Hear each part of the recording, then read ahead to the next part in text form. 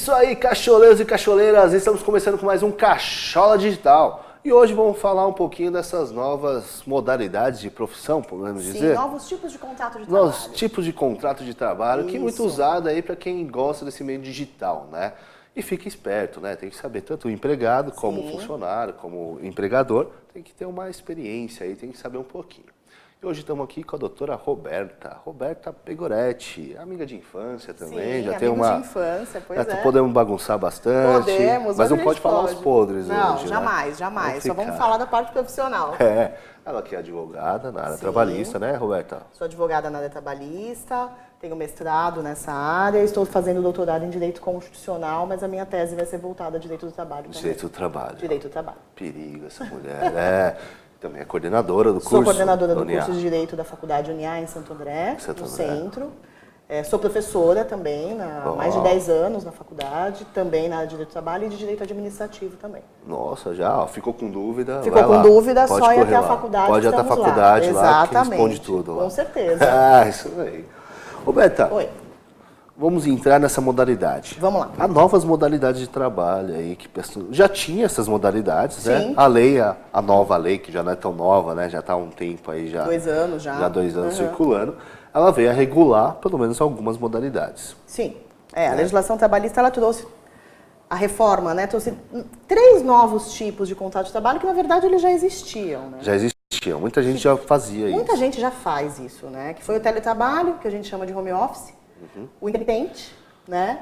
E a gente tem uma outra modalidade que é o autônomo. O autônomo exclusivo, que foi inserido na CLT também.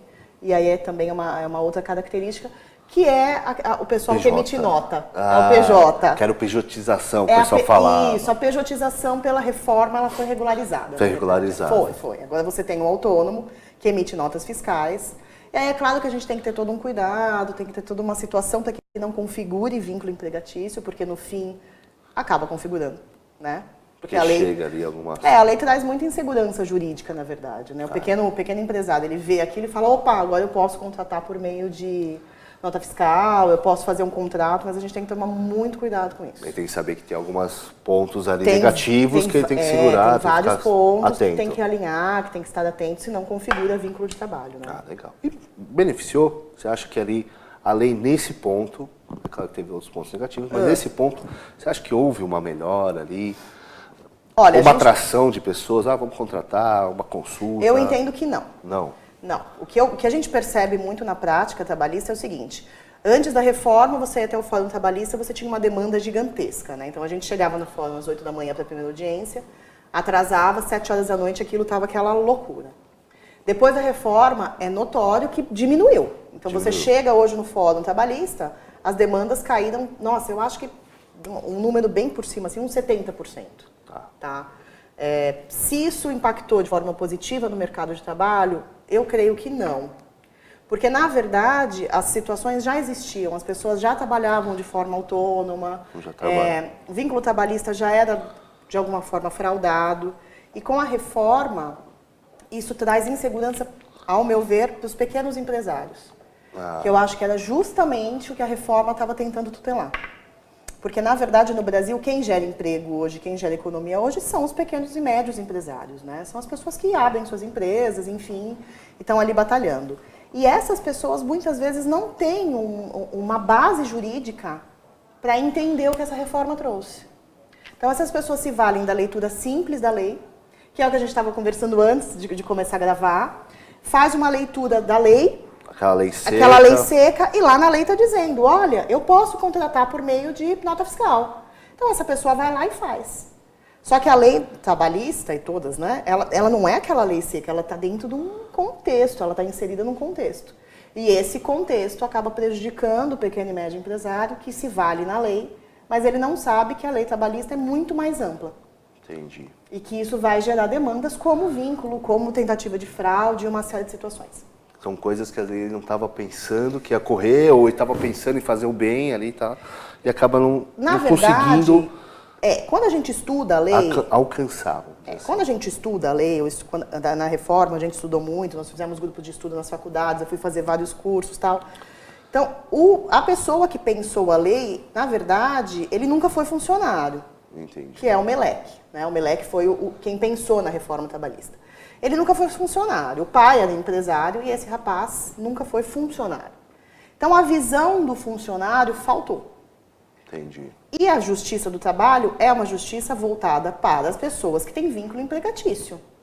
Então, ela tem várias falhas numa tentativa de melhorar a relação de trabalho que acabaram causando uma insegurança jurídica. Né? A pessoa fala, posso contratar sim? Não é bem assim.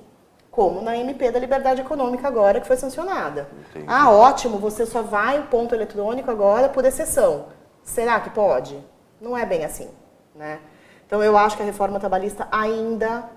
o primeiro impacto foi a redução de demandas trabalhistas. Primeiro impacto. Mas eu acho que a gente vai verificar isso daqui a uns anos ainda, se houve um aumento na demanda, se as pessoas estão trabalhando de forma melhor. Eu acho que ainda é cedo para dizer.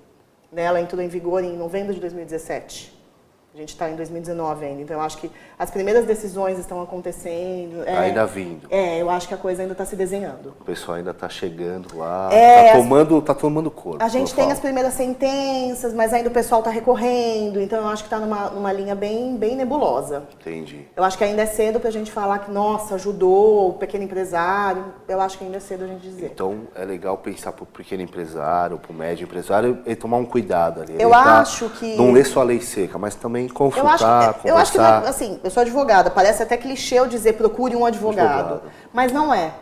Eu acho que para o pequeno empresário, para o médio empresário, poxa, a gente tem profissionais fantásticos aí que podem dar uma dica, que em uma consulta podem dizer para aquele empresário, olha, não faça assim, não faça assado, enfim, se proteja. Para que você não seja... É que eu vejo muita gente procura o contador, né? O contador o Google, o contador. E o Google não tem essa visão que a gente tem de anos advogando, né? Entendi. Dizer, olha, essa tua atitude pode te causar um impacto de, sei lá, 100 mil reais mais para frente. 100 mil reais para um pequeno empresário, ele fecha o negócio. Que pode prejudicar muito. Que pode prejudicar muito. Né? Então, acho que porque o pessoal faz muito... O problema, né? Agora eu vou pegar algumas dúvidas de colegas que vieram falar comigo. Na questão, tem muita gente que trabalha com parte de design de games. Né? E design de games é aquela coisa, né? Você monta a ideia e você contrata o pessoal freelance. Sim. Né? Esses freelances, tem aqueles que são mais, vamos dizer assim... Tem um maior volume. Que tem um maior volume, que ficam mais gente, ficam mais tempo ali, às vezes até num projeto. E tem aqueles que são esporádicos, né? Um desenhista, alguma coisa. Como que ele entra? Eu tenho uma empresa de design de games. Como que eu entro nisso aí? Como que eu começo a pensar em contratação de pessoal? Então a gente tem que pensar no seguinte, você vai querer contratar essas pessoas de forma definitiva ou são trabalhos esporádicos? Primeira pergunta. Muitas vezes são trabalhos esporádicos. São trabalhos esporádicos. Se são trabalhos esporádicos, via de regra, você não tem um vínculo de trabalho. Entendi. Se são trabalhos esporádicos, você pode fazer um contrato, essa pessoa vai te gerar uma nota fiscal e acabou. Porque aí a gente não entra naquela configuração de vínculo de trabalho. Entendi. Que é a presença todos os dias, que é você pagar aquele cara de forma contínua e a pessoalidade. Bom, eu te contratei, você fez um trabalho, emitiu sua nota fiscal, acabou, tchau. Primeira situação. Segunda situação, eu quero contratar uma pessoa para trabalhar para mim de forma exclusiva ou de forma contínua. Esse cara vai fazer serviços para mim em todo momento. Primeira pergunta, é isso mesmo? Ou esse cara vai receber ordens? Ou esse cara vai ter que te dar relatórios? Ou esse cara vai ter um controle de jornada? Ah, mas é digital. Bom, você fez o login, você está conectado no sistema, eu estou controlando a tua jornada. Então, se a gente tiver todas essas situações presentes, eu tenho um vínculo de emprego. Mesmo que seja o home office, mesmo que seja em outros locais. O home office, na verdade, ele veio para regulamentar o trabalho em casa. E lá no artigo 75 da CLT, a gente verifica o seguinte, eu trabalho em casa com situações que envolvam controle de internet, aplicativos digitais e tudo mais. Então, a partir do momento que eu estou trabalhando em casa, o home office não significa que eu sou autônomo. O home office significa que eu sou funcionário. Você é funcionário, só que está na sua casa. Eu sou funcionário, só que eu estou trabalhando na minha casa. Tá? Então, eu tenho vários cuidados. Aí, o home office, pela CLT, pela reforma, é um contrato de trabalho. Aí, pessoal. É um contrato de trabalho. Não. Agora, se eu quiser contratar uma pessoa para fazer serviços esporádicos, home office, onde ela quiser, aí eu falo de outra situação, que é a antiga pejotização. Contratação de prestação de serviços. Mas se eu tenho uma pessoa que trabalha para mim de casa, com horário determinado, com metas a bater, tudo mais, funcionário. Funcionário. E quando entra nessa linha de funcionário... CLT. E é obrigatório, por exemplo, que nem a empresa, a internet da sua casa. Como que você divide? Isso. A empresa tem que pagar? Porque Então, falam de acidentes de trabalho em casa, isso. falam de questão de acesso à internet, conforto, já me falaram, a questão de conforto, ergonomia, acidente de trabalho e tudo mais. Na palestra que eu dei na OAB, ano passado, a gente falou muito sobre home office. O que acontece? A partir do momento que você contrata uma pessoa, contratou, registrou lá na CLT, ele é teu funcionário. Para trabalhar em casa, você tem que ter uma série de cuidados. Cuidado número 1, essa pessoa vai ter que trabalhar, ela vai ter que ter uma orientação por um médico do trabalho, por um engenheiro do trabalho da sua ergonomia em casa, de como se portar. Primeira coisa, porque acidente de trabalho pode acontecer em casa? Pode. Ué, se eu estou dentro da minha casa, qual é o meu ambiente de trabalho? A minha casa. Se eu escorreguei no carrinho do meu filho, é um acidente de trabalho? Por que não? Se eu desenvolvi uma tendinite porque eu não estava com o EPI correto, é um acidente de trabalho? Você trabalha na poltrona, em cima do colo. Em cima do colo, mas... Eu estava ouvindo uma reportagem na Band News essa semana. Eles fizeram uma pesquisa sobre como a galera trabalhava em casa. E as pessoas falavam de pijama, na cama, quando tá frio eu me cubro e ponho o note no colo. Isso gera problema de trabalho. Então, se o empregador não teve o cuidado de passar um comunicado, fazer um treinamento sobre ergonomia... Então isso impacta. Claro que impacta. O celular ali... É claro, você tem um funcionário que está trabalhando de casa. Mas todos os conceitos de acidente de trabalho se mantêm. Se mantém, né? Outra coisa que pergunta muito de home office, e hora extra? Cabe ou não cabe? Eu acho que cabe. Via de regra, pela lei, não caberia. Só que se a gente analisar num contexto, se tiver um controle de jornada, cabe. E quem que trabalha com internet que não tem controle de jornada? Você não entra num sistema, não loga, WhatsApp... Existe o controle de jornada, cabe hora extra. Dá para pegar. É uma coisa que pode... Então tem que ser bem analisado mesmo. Vou aplicar o home office. Então, peraí, vamos analisar direitinho. Então, para aplicar o home office, eu tenho que pensar assim. O home office é legal por uma qualidade de vida do funcionário. Perfeito. Por diminuição de custos na empresa. Você não tem luz, telefone, mas na empresa. Mas aí eu volto à sua pergunta. E a internet que esse funcionário usa? Tá usando. Eu tenho que pagar? Tem que pagar. Claro. Se esse funcionário acessar essa internet num site de pedofilia, eu tenho responsabilidade? Tem responsabilidade? Claro, eu estou acessando. Se esse funcionário precisar de uma manutenção no computador dele, eu tenho que custear isso? Se ele estiver utilizando ou o que eu forneci, porque tem empresas que fornecem. Você vai trabalhar no home office, tá aqui o note, tá aqui. Mas todas as manutenções e tudo mais, elas têm que ser custeadas pela empresa. Tudo custeado pela empresa? Sim, porque a gente volta Softwares. lá... Tudo. Porque a gente tudo. volta lá no comecinho da CLT. Na CLT ele não diz que quando eu sou empregador eu assumo o risco do negócio? Você só estendeu os domínios da empresa... Para casa do seu funcionário. E o home office não necessariamente vai ser em casa. Ele pode ir num café, numa biblioteca, num coworking, enfim. Nossa, é isso aí, pessoal. Vocês acham que não? É pouco? Não é brincadeira, não. Não é brincadeira. As nossas profissões aí... Quem contrata, quem é empresário, quem está nesse meio digital aí, que gosta de contratar... Tem que tomar cuidado.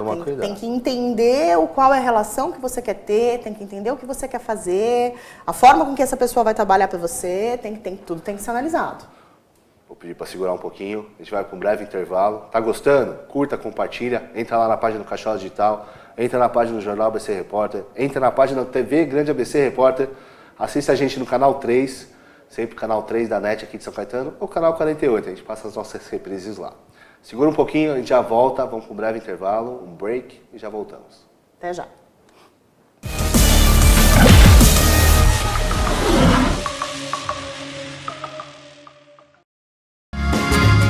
Viaje mais! Prepare-se para conhecer os mais belos lugares do planeta, de segunda a domingo em 2 horários, às 13h30 e à meia-noite, na rede NGT Canal 48 Digital e na TV Grande ABC Canal 3 NET. Agora você tem um encontro marcado com Walter Esteban no programa Viaje Mais.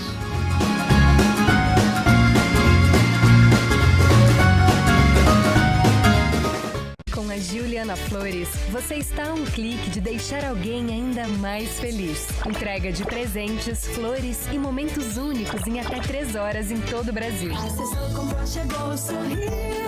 Juliana Flores. Pior que não ler jornal é ler apenas um jornal. Leia, assine e anuncie no Jornal ABC Repórter. 4224-4789.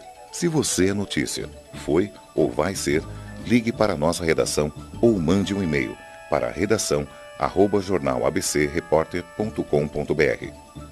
ABC Repórter, o diário. www.jornalabcreporter.com.br.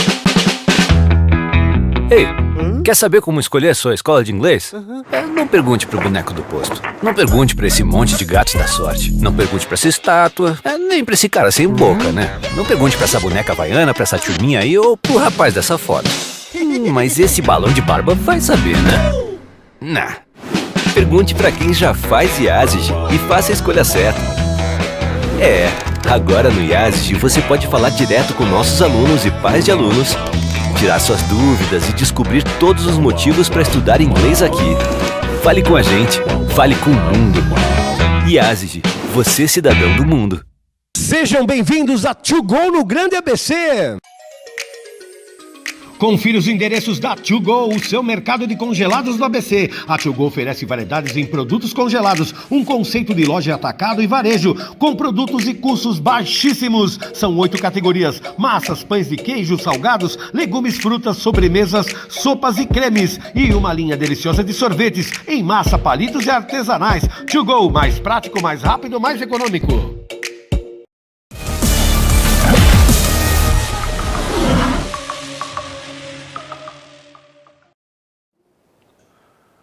Bum! Já tá saindo da cachola, pessoal? Já tá pensando um pouco diferente? Né? Vendo que também não é tão assim? A gente estava aqui, quem gosta de acompanhar, a gente está sempre fazendo uma live, né, ao vivo dos bastidores, lá no Instagram do jornal da TV Grande ABC. Pode acompanhar a gente lá, se você está acompanhando ao vivo. Mas eu quero ver também como que é os bastidores. Sem esse Fica fundo bonito gente, atrás, né? Vai ver o fundo verde, vai lá pro Instagram. Pode acompanhar a gente lá na TV Grande ABC, daqui de São Bernardo, aqui de São Caetano, aqui do ABC. Né? Pode acompanhar a gente lá. Deu uma engasgada agora. Não, mas tudo bem, a gente entendeu que é de São Caetano. Soltando a língua, voltando, que é ao vivo, quem sabe faz ao vivo. Vamos lá, quem sabe fazer ao vivo. Às vezes dá uma travada, né? Normal. A gente estava aqui batendo um papo, né, Sim. Roberta? Aqui com a Roberta, ela que é advogada na área trabalhista. Sou advogada na área trabalhista, professora, mestrando, doutoranda. Mestrado já terminei. Mestrado já doutorando. Já terminei, agora vamos pro doutorado. Já vai. E estava aqui batendo um papo, né? Que a gente fala muito do home office, é comum. Home office, sim. Mas a gente fala muito do contrato intermitente. O contrato zero intermitente. hora. Muita gente troca, né? Vou contratar um freelance, mas eu vou deixar ele com registro, né? Faz esse contrato intermitente. O contrato intermitente, eu vou levantar, posso? Pode levantar. O contrato intermitente, ele foi trazido, na verdade, para o Brasil com uma inspiração, primeiro na Inglaterra, onde eu tenho o contrato 0 hora, e também com uma inspiração na Itália. Na Itália. Que Só lá tem em Portugal, tem. Só que o que acontece nesses países? Em alguns países, eles trazem o contrato 0 hora para estimular o emprego. Que eu acho que a gente pensa que o legislador tentou fazer. Então, o que acontece? Eles falam assim, olha, o contrato 0 hora ele vai poder ser aplicado até os 21 anos e depois dos 65. Porque essas pessoas que têm dificuldade de se empregar, elas vão ser reinseridas e vai ser um jogo legal para um desenvolvimento. Só que o Brasil trouxe isso de forma um pouco deturpada. Vamos estender para todo mundo. Vamos estender para todo mundo pode ter um contrato intermitente. Só que a gente esbarra na nossa legislação. Porque a Constituição não foi derrogada pela reforma trabalhista. Então, a Constituição diz que você tem que garantir o mínimo do salário. E aí? Então, como a gente estava falando nos bastidores, já tem juízes que estão entendendo que se você está no 0 hora, você tem que pelo menos o mínimo receber. Tem que pagar pelo menos Tem que pagar o mínimo. O mínimo não da hora, o mínimo do mês. Do mês. Salário mínimo. A pessoa está em 0 hora, mas ela tem que receber. Ela tem que comer. Então, como foi um instituto importado, ele choca com a nossa lei. Se importou, que nem o pessoal faz, né? Importa o produto, mas Importa a tomada o aqui é diferente. Isso, aí você tem que ajustar a tomada. Tem que achar ali o Benjamin. Isso, é. Tem que achar ali o ajuste da tomada. Ajuste. Então, o intermitente hoje eu entendo como um contrato de risco. Eu acho que tem que ser tomado com muito, tem que ter uma decisão muito clara. Talvez seja melhor, no lugar do intermitente, você ter uma empresa terceirizadora que você contrata os serviços e utilize e acabou. Porque o intermitente é um seletista. Você registra lá na carteira de trabalho você põe na carteira, que o cara é intermitente. E aí você tem que chamar com 3 dias de antecedência. Tem que dar ok e tudo mais. Isso. E uma questão engraçada é assim, e acidente de trabalho do intermitente? Olha. Doença profissional do intermitente. Como que o perito vai determinar se o cara desenvolveu uma tendinite? Ali no dia, no seu trabalho, no seu horário, naquele horário que você pagou para ele, aquele final de semana. Isso. O intermitente não encaixa muito na nossa legislação. O home office encaixa. Home office dá. O home office encaixa. Se você tomar alguns cuidados na contratação, ok. O intermitente eu vejo com bastante... Ressalva, com bastante ressalva. Quer fazer, mas espera aí. Aí é assim, consulte sempre o seu advogado. Consulte sempre o seu advogado para assim, eu quero intermitente, mas por quê? Qual que é a sua demanda? Não é melhor ter um trabalho temporário aí, que ele já está sedimentado, que a gente já sabe o que vai acontecer, do que você aplicar o intermitente? Então eu vejo com bastante ressalva. Segurar. Uma outra coisa que o pessoal muito me pergunta, né? A questão do home office. Né? Eu gosto de bater muito no home office. Vejo muita gente falando, home office, né? Vou trabalhar. E você falou, não precisa ser só em casa, né? Trabalhar de onde trabalha quiser. No café. Sim. Trabalhar na rua, se tiver uma internet, celular boa. O pessoal dá um jeito, né? O fiscal, né? Porque a gente tem, às vezes, aquela fiscalização se o cara está trabalhando adequadamente, né? Se ele está num ambiente... Não está no ambiente insalubre, né? Que o pessoal fala. Sim, aquele insalubre, ambiente periculoso, enfim. Periculoso. O pessoal, insalubre seria aquele ambiente deteriorado. Contato com agente químico quente, bactéria, contato com óleo mineral. Que te prejudica, né? E o perigoso seria aquele... Basicamente, perigo de explosão, perigo de segurança. Quem trabalha com não tá pólvora... ali do lado do gás. Quem trabalha com pólvora, perto do gás, enfim. Aí seria perigoso, né? Perigoso. Com altura. E o empregador, ele pode mandar o fiscal do trabalho na casa da pessoa? Então, o fiscal do trabalho, na verdade, ele vai na empresa. Na empresa. Ele vai na sede da empresa.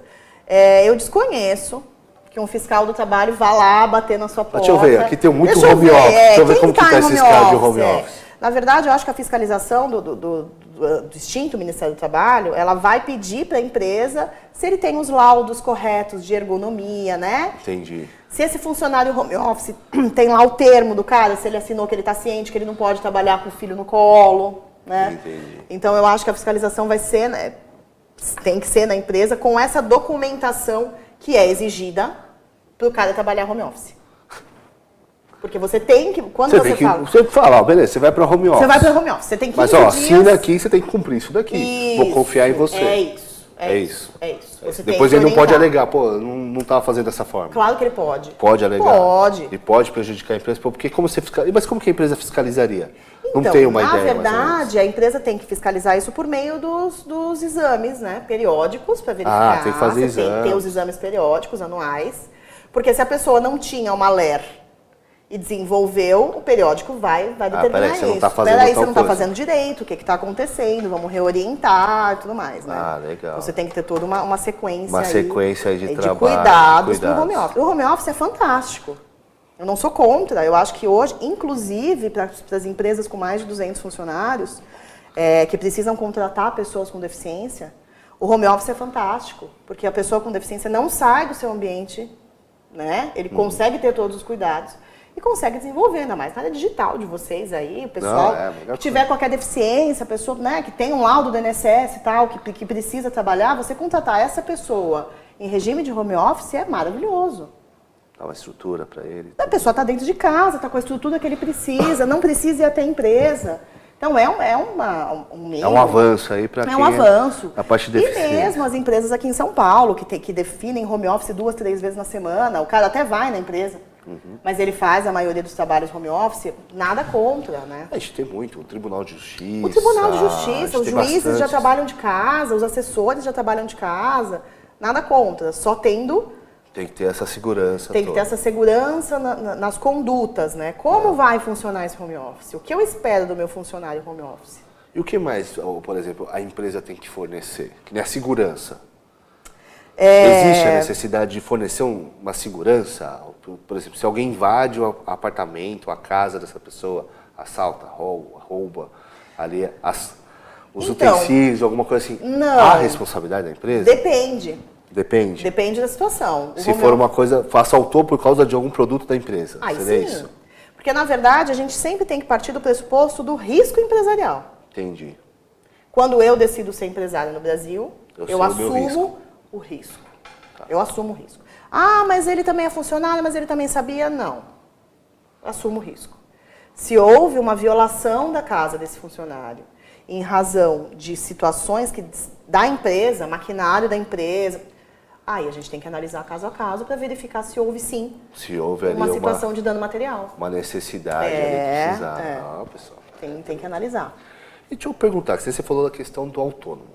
Você contratar o autônomo, né? Que é diferente do trabalho intermitente. A gente vai no finalzinho para a gente falar. Como que funciona essa contratação do autônomo? O autônomo é um alienígena dentro da CLT. Tá. Alienígena. Porque o que acontece?